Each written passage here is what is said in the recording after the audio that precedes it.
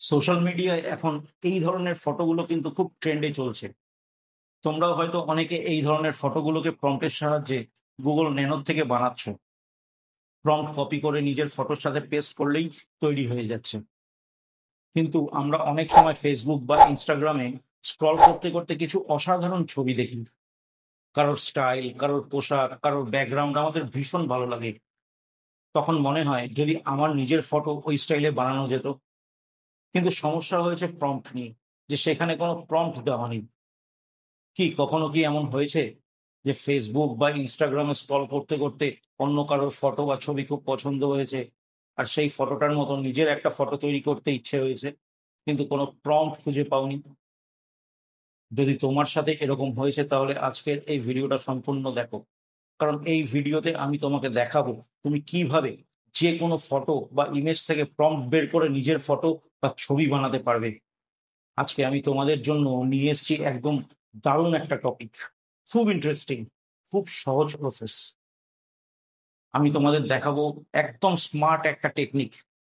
যে কোনো ফটো তুমি দেখলে সেটার ভিজুয়াল থেকে অটো প্রম্পট জেনারেট হবে, আর সেই প্রম্পট দিয়ে তুমি চাইলে এক ক্লিকে তোমার নিজের ফটোকে ওই ফটোতে ট্রান্সফর্ম করতে পারবে। মানে সহজভাবে বললে, তুমি যে কোনো পছন্দের ছবি দেখলে সেটার থেকে প্রম্পট বের করে নিজের ছবিতে সেটার স্টাইল, কালার, ব্যাকগ্রাউন্ড, এমনকি ফিলিংস পর্যন্ত কপি করতে পারবে। তাহলে আজকে আমি তোমাদের পুরো প্রসেসটা লাইভ দেখাবো, কিভাবে তোমরা যে কোনো পছন্দের ফটো থেকে প্রম্পট বের করবে আর সেটা দিয়ে নিজের ফটোকে ট্রান্সফর্ম করবে। তো আমাদের সবার প্রথমে ইনস্টাগ্রাম বা ফেসবুকে এসে একটা পছন্দের ফটো বা ছবিকে স্ক্রিনশট করে নিতে হবে, আর তারপরে এই ফটোটার থেকে প্রম্পট বের করতে হবে। তো চলো আমরা ফেসবুক পেজে চলে যাই। তো চলে এসেছি ফেসবুক পেজে। বন্ধুরা, ফেসবুক পেজে আসার পরে ফেসবুকটাকে ওপেন করে নিই। ওপেন করে নিলাম ফেসবুকটা। এবার দেখো এখানে অনেক কটা ফটো আছে। এখানে মনে করো আমার এই ফটোটা পছন্দ হয়েছে, তো এই ফটোটার আমি একটা স্ক্রিনশট করে নিই। এই ফটোটাকে একটা স্ক্রিনশট নিয়ে নিই।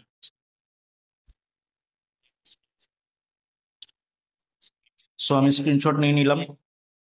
স্ক্রিনশট নেওয়ার পর এটাকে একটু মার্জ করে নেবো, ক্রপ করে নেব। নিচের থেকে ওপরের দিকে টানবো, ওপর থেকে নিচের দিকে অল্প একটু ক্রপ করে নেব। ক্রপ করে সেভ করে নিলাম। সো এই অবধি কমপ্লিট হলো। এবার আমরা বেরিয়ে গেলাম। বেরিয়ে এসে চ্যাট জিপিটি ওপেন করলাম।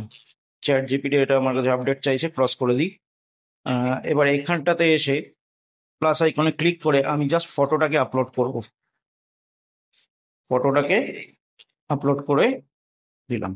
এবার এখানে আমাকে টাইপ করতে হবে শুধু প্রম্পট বলে, শুধু লিখবো প্রম্পট। এখানে টাইপ করে দিই PROMPT, প্রম্পট। প্রম্পট লিখে টাইপ করে দিলাম। তো এবার চ্যাট জিপিটি আমাকে প্রম্পট টাইপ করে দিয়ে দিল। এবার এই প্রম্পটটা আমি সম্পূর্ণ কপি করে নেব। এই প্রম্পটটাকে এবার কপি করে নিই। কপিতে ক্লিক করলাম, ক্লিক করে সিলেক্ট, পুরোটা কপি করে আমি এখান থেকে বেরিয়ে যাব। চলো, এবার আমাদের কাজ হচ্ছে গুগল জেমিনি অ্যাপ্লিকেশনটার উপরে। এখানে আমরা ন্যানো ব্যানানার থেকে এই প্রম্পটটাকে দিয়ে আমাদের ছবি বানাবো।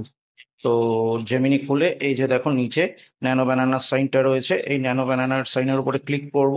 ক্লিক করে প্লাস আইকনে ক্লিক করতে হবে আমাদেরকে। প্লাস আইকনে ক্লিক করে আমাদের একটা যে কোনো ফটো দিয়ে দেবো। চলো আমি একটা ফটো সিলেক্ট করে নিই। ধরো আমি এই ফটোটাকে সিলেক্ট করে আমি অ্যাড করে দিলাম। আর সাথে চ্যাট জিপিটি যে প্রম্পটটা আমাকে জেনারেট করে দিয়েছে সেই প্রম্পটটাকে আমি পেস্ট করে দিলাম। সেন্ড করে দেবো এবার। আ সরি, এর সাথে একটা আমাকে লাইন লিখতে হবে। Create, CREAT, create an image with, this pic. এই লেখাটা লিখে আমি পেস্ট করে দিলাম। আমি সেন্ড করে দিলাম। এই লেখাটা লিখে আমি সেন্ড করে দিলাম। সো এবার দেখো ঠিক যে ঘোড়ার ছবিটা নিয়ে ফটোটা রয়েছে সেটা আমার সাথেই ছবিটা বানিয়ে দেবে চ্যাট জিপিটি।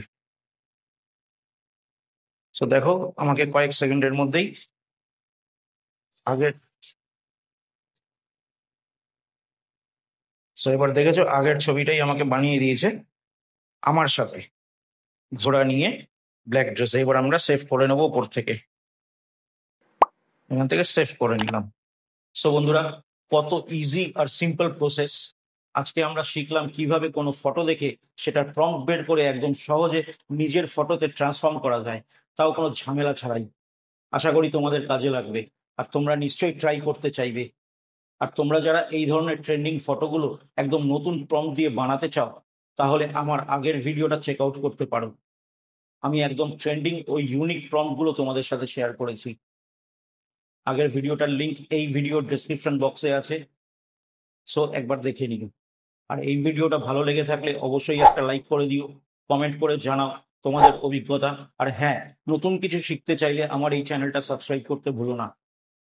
দেখা হবে আরেকটা নতুন ভিডিওতে আরো কিছু ইউজফুল টপিক নিয়ে। ততদিন পর্যন্ত ভালো থেকো, ক্রিয়েটিভ থেকো এবং সব সময় এক্সপেরিমেন্ট করবে।